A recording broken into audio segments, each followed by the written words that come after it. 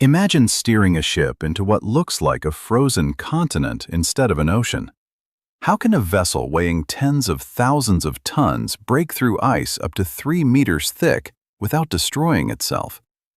Today, we'll uncover the engineering, physics, and ingenious design that allow icebreakers to navigate one of the harshest environments on Earth. Have you ever wondered what happens when a ship meets something that refuses to move? Picture a cargo vessel leaving the open ocean and slowly entering the Arctic. The waves begin to disappear beneath a pale white surface. At first, the ice looks thin enough to crack apart with little effort, but within minutes, the sea transforms into an immense, frozen plain stretching beyond the horizon. This is no longer simply cold water. It is a solid barrier that has spent months forming under relentless Arctic temperatures. Every meter forward becomes a contest between thousands of tons of steel and an environment that has been quietly growing stronger all winter. For most ships, that contest ends almost immediately. The Arctic is often imagined as an ocean covered by floating ice, yet that description barely captures its scale. During winter, sea ice expands across millions of square kilometers, creating one of Earth's largest seasonal landscapes. Much of this ice reaches thicknesses of around 2 to 3 meters, while pressure ridges, created as drifting ice sheets collide, can produce far thicker formations, extending several meters above and below the surface. Although sea ice floats because it is less dense than seawater, enormous individual ice fields can collectively contain hundreds of thousands of tons of frozen water, presenting an obstacle unlike anything encountered in ordinary shipping routes. The challenge is not merely the cold. It is the mechanical strength of a moving frozen surface that behaves very differently from open water. That difference explains why nearly every commercial cargo ship is designed in a way that becomes a disadvantage in ice. Modern merchant vessels are built for efficiency. Their bows are long, narrow, and sharply angled because that shape slices through water with minimal resistance. Less resistance means lower fuel consumption, greater speed, and lower operating costs across thousands of kilometers of ocean. In open seas, this streamlined design is remarkably effective. But when that same pointed bow encounters thick Arctic ice, the physics changes completely. Instead of parting water, the bow slams directly into a rigid surface that cannot easily move aside. Rather than climbing over the ice or distributing its weight, the ship concentrates enormous force into a relatively small area before rapidly losing momentum. It simply stops. An obvious question follows. Why not make the hull stronger and use more engine power? The answer lies in the surprising strength of sea ice itself. Structural steel is incredibly tough, but even massive ships are not designed to punch through several meters of solid ice head-on. Attempting to do so would place extreme loads on the bow, risking permanent deformation, damaged internal framing, or costly structural repairs. At the same time, increasing engine power does not automatically solve the problem. Once the hull becomes trapped against the ice, the propellers may continue spinning while producing little useful forward motion, because the ship can no longer translate that thrust into movement. Instead of advancing, the vessel wastes energy as the hull remains wedged against the frozen barrier. In severe cases, continued force can even increase stress throughout the ship without breaking the ice ahead. What appears to be a simple frozen surface is actually an obstacle that defeats the very engineering principles behind conventional ship design. The faster a normal cargo vessel tries to force its way through, the more effectively the ice resists it. Engineers have long understood that overcoming the Arctic is not simply a matter of building a stronger ship or installing larger engines. It requires solving an entirely different physics problem, one that begins with understanding how ice fails rather than how steel survives. So, how do icebreakers move through ice thicker than a three-story building is tall? The solution to crossing Arctic sea ice turns out to be almost the opposite of what most people expect. An icebreaker is certainly equipped with powerful engines, but raw horsepower is not what allows it to move through ice several meters thick. If brute force alone were enough, engineers could simply install larger engines on an ordinary cargo ship and expect the problem to disappear. Decades of experience have shown that this approach quickly reaches practical limits, because the obstacle is not only the strength of the ice, but the inefficient way a conventional hull transfers force into it. The breakthrough came when engineers stopped asking how to smash the ice and started asking how ice naturally fails. Imagine trying to split a thick block of ice with a hammer. Every strike concentrates energy into a small point, requiring tremendous force to produce a crack. Now imagine placing the same block across two supports and gradually standing on its center. Instead of crushing the ice, your weight bends it until it suddenly fractures. The second method often requires far less energy because the ice is no longer resisting compression alone. This simple comparison captures the fundamental principle behind every modern icebreaker. Rather than attacking the ice directly, the ship uses its own weight as the primary tool. That is why an icebreaker's bow looks so different from the sharp, streamlined front of a cargo ship. Instead of pointing forward like a knife, the bow curves upward with a broad, rounded profile. At first glance, it appears less efficient, and in open water, it usually is. But in heavy ice, this unusual shape changes the entire interaction between ship and frozen sea. As the vessel advances, it does not attempt to push horizontally through the ice. Instead, the curved bow rides upward, climbing onto the surface much like a sled sliding onto packed snow. Once part of the ship is supported by the ice, the vessel's enormous mass begins working in its favor. An icebreaker can weigh tens of thousands of tons. That immense weight presses downward onto the floating ice sheet beneath the bow. Sea ice possesses remarkable compressive strength, meaning it can withstand large squeezing forces without immediately collapsing. This is one reason people, vehicles, and even temporary structures can sometimes safely stand on sufficiently thick sea ice under carefully evaluated conditions. However, ice behaves very differently when it bends. Like concrete or glass, it is comparatively weak in flexure. As the ship's weight forces the ice downward, the underside stretches while the upper surface compresses, creating internal stresses that continue increasing until cracks begin to spread. Once those cracks reach a critical point, the sheet suddenly fractures into smaller pieces that are pushed aside or submerged beneath the hull. The engines still play an important role because they keep the ship moving forward and continuously position its weight onto fresh ice. But they are not trying to pulverize the frozen surface. Most of the work is performed by gravity and geometry rather than direct impact. This makes the process significantly more energy efficient than attempting to drill, crush, or ram straight through every meter of ice. Instead of fighting the material at its strongest point, engineers exploit one of its natural mechanical weaknesses. It is an elegant example of engineering succeeding not by overpowering nature, but by understanding it. The ship doesn't cut the ice. It makes the ice break itself. If you place an icebreaker beside an ordinary cargo ship, the differences are immediately obvious.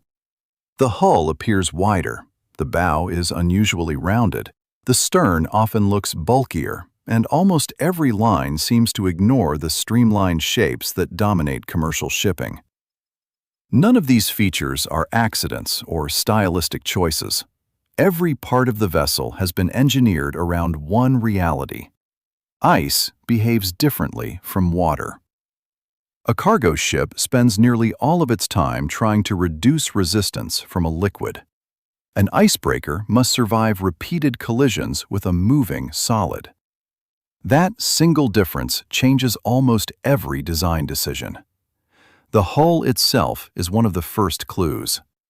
Icebreakers use exceptionally thick steel plating around the bow, waterline, and other areas most likely to contact ice. More importantly, the steel is selected for its toughness at extremely low temperatures. Many metals become increasingly brittle as temperatures fall, making them more vulnerable to cracking under sudden impacts. Shipbuilders therefore use specialized steels designed to maintain ductility even in Arctic conditions. Beneath that outer shell lies an intricate network of reinforced frames, ribs, and internal supports that distribute enormous loads throughout the structure. Instead of allowing a single section of the hull to absorb the entire impact, the forces are shared across a much larger part of the ship, reducing the likelihood of structural damage after repeated contact with thick ice. Some icebreakers add another layer of engineering through sophisticated ballast systems. By pumping seawater between ballast tanks on opposite sides of the vessel, the ship can produce a gentle rolling motion while advancing through heavy ice. The movement may appear subtle from a distance, but it helps loosen the grip of the surrounding ice by repeatedly changing the pressure along the hull. Less contact area means less friction, allowing the vessel to free itself more easily when ice begins pressing tightly against its sides. Certain designs also employ air bubbling systems. Compressors force streams of air through outlets beneath the hull, creating curtains of bubbles that rise alongside the ship. These bubbles mix water against the ice, reducing friction and making it easier for broken ice fragments to slide away instead of becoming tightly packed against the hull.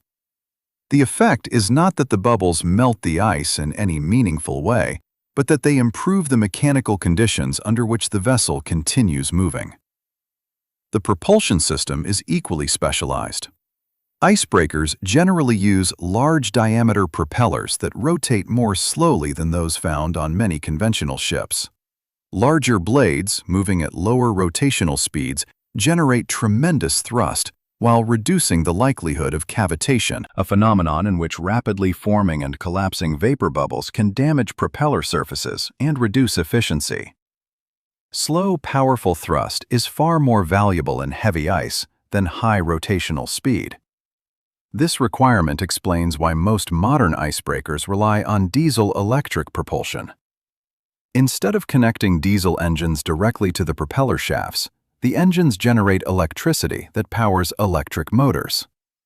Electric motors produce maximum torque almost instantly and allow extremely precise control over propeller speed, including rapid changes between forward and reverse, an ability that becomes invaluable when repeatedly maneuvering through difficult ice conditions. A smaller number of icebreakers, most notably those operated by Russia, are powered by nuclear reactors. The primary advantage is not greater braking force, but endurance. Nuclear propulsion allows these vessels to operate for years without refueling, while continuously producing large amounts of electrical power, making them especially suitable for long missions across remote Arctic routes where fuel resupply is difficult. Every engineering choice reflects the same philosophy. Strength alone is never enough. The hull, ballast systems, air bubbling, propulsion, and even the choice of power plant all work together to reduce resistance, manage enormous forces, and keep the ship moving through an environment that constantly pushes back. Every curve on an icebreaker exists because ice is unlike any other material a ship has to fight. After learning how an icebreaker works, it is tempting to imagine that no frozen ocean can stop it. In reality, every icebreaker has limits, and experienced crews know that the Arctic cannot simply be conquered with enough engineering. The design of an icebreaker allows it to exploit weaknesses in sea ice, but those weaknesses are not always available. Ice conditions change constantly, and some formations are so massive and so mechanically complex that even the world's most capable vessels must slow down, change strategy, or occasionally turn back. The Arctic is not one obstacle. It is thousands of different obstacles moving at the same time. One of the greatest challenges is multi-year ice. Unlike first-year ice, which forms during a single winter, multi-year ice survives at least one summer melting season and continues growing over successive winters. As salt gradually drains from the ice and repeated freezing strengthens its internal structure, it generally becomes harder and denser than younger sea ice. Although climate patterns have reduced the overall extent of multi-year ice in recent decades, it still exists in parts of the Arctic and remains one of the most demanding environments for polar navigation. Even more difficult are pressure ridges. These form when winds and ocean currents force enormous sheets of drifting ice against one another. Instead of sliding smoothly together, the ice fractures, buckles, and piles upward and downward. A ridge that rises only a few meters above the surface may extend several times deeper below the waterline. In extreme cases, the total thickness of these compressed formations can exceed 10 meters, creating barriers far beyond the continuous ice thickness surrounding them. Faced with obstacles like these, an icebreaker often abandons steady forward motion and switches to a technique known as backing and ramming. Rather than continuously pushing ahead, the vessel reverses to create distance, accelerates forward, climbs onto the ice, fractures as much as possible, and then repeats the entire process. Sometimes this sequence succeeds after only a few attempts. In more difficult conditions, crews may repeat it dozens of times before opening a passage wide enough for safe navigation. The process is slow, fuel-intensive, and places repeated stress on both the ship and its machinery. But it is often the most practical method available. Every impact also increases the risks. Large broken ice blocks can drift beneath the stern, where they threaten the propellers and rudders. Although these components are specially reinforced and carefully designed for ice operations, they remain among the most vulnerable parts of the vessel. Damage to either system can severely reduce maneuverability in one of the most isolated regions on Earth, where repairs may be impossible until the ship reaches port. Even perfect engineering cannot eliminate another reality. The ice itself never stands still. Strong winds, tides, and ocean currents constantly push enormous ice fields across the Arctic Ocean. Channels opened only hours earlier can gradually close as drifting ice converges again, trapping vessels that had previously moved freely. This is one reason many cargo ships rely on icebreaker escorts. The lead vessel not only creates an initial path, but also continuously evaluates changing ice conditions, selecting routes that reduce the likelihood of becoming trapped before the passage closes again. There are situations in which even the most powerful icebreaker must acknowledge that the environment has gained the advantage. Extremely thick pressure ridges, rapidly shifting pack ice, poor visibility, mechanical concerns, or combinations of severe weather and heavy ice loading can all make continued progress unsafe. In those moments, turning back is not a sign of failure. It is evidence of disciplined engineering. The Arctic rewards understanding far more often than determination, reminding every crew that nature does not negotiate simply because a ship is built to withstand it. When an icebreaker finally disappears beyond the horizon, leaving behind a narrow corridor of dark water through an endless sheet of white, it is easy to think its mission is complete. In reality, that freshly opened channel is only the beginning of a much larger system. Every year, icebreakers make it possible for cargo ships to deliver food, fuel, construction materials, and industrial equipment to remote Arctic communities that would otherwise remain inaccessible for much of the year. They escort commercial vessels through hazardous sea ice, support scientific expeditions studying climate, oceanography, and marine ecosystems, respond to emergencies where ordinary rescue ships cannot operate, deliver supplies to isolated settlements and research stations, and assist naval and coast guard operations in some of the world's most demanding environments. Without these ships, Large parts of the Arctic would become far more isolated whenever sea ice closes the surrounding waters. Their importance becomes especially clear along the northern sea route, which follows Russia's Arctic coastline between Europe and Asia. During favorable ice conditions, this route can significantly shorten the distance between certain ports compared with traditional passages through the Suez Canal. However, shorter distance does not automatically mean easier navigation. Sea ice conditions vary dramatically from year to year, and even during seasons when overall ice coverage is lower, thick first-year ice, surviving multi-year ice, drifting pack ice, and pressure ridges can still create serious hazards. Icebreakers therefore remain essential not simply because ice exists, but because safe navigation depends on constantly evaluating and responding to changing conditions, rather than assuming an open route will remain open. This also explains why climate change does not necessarily make icebreakers obsolete. Satellite observations have documented a long-term decline in Arctic sea ice extent, particularly during late summer. But that trend does not eliminate the operational challenges of polar shipping. Many researchers point out that changing ice conditions may actually increase navigational complexity in some regions. Thinner seasonal ice can drift more rapidly under the influence of wind and currents, while fragments of older, thicker ice continue moving unpredictably through shipping lanes. Longer navigation seasons may encourage more commercial traffic, scientific missions, tourism, and resource development, all of which increase the demand for vessels capable of operating safely in ice-covered waters. The exact scale of future shipping remains uncertain, because it depends on economics, environmental policy, infrastructure, and international cooperation as much as climate itself. But few experts expect the need for ice-breaking capability to disappear in the foreseeable future. In many respects, these ships represent a broader principle of engineering. Their success was never about building the strongest hull or installing the largest engines. It came from recognizing that every material has strengths and weaknesses, and that the most effective solutions often emerge from understanding those weaknesses instead of trying to overwhelm them.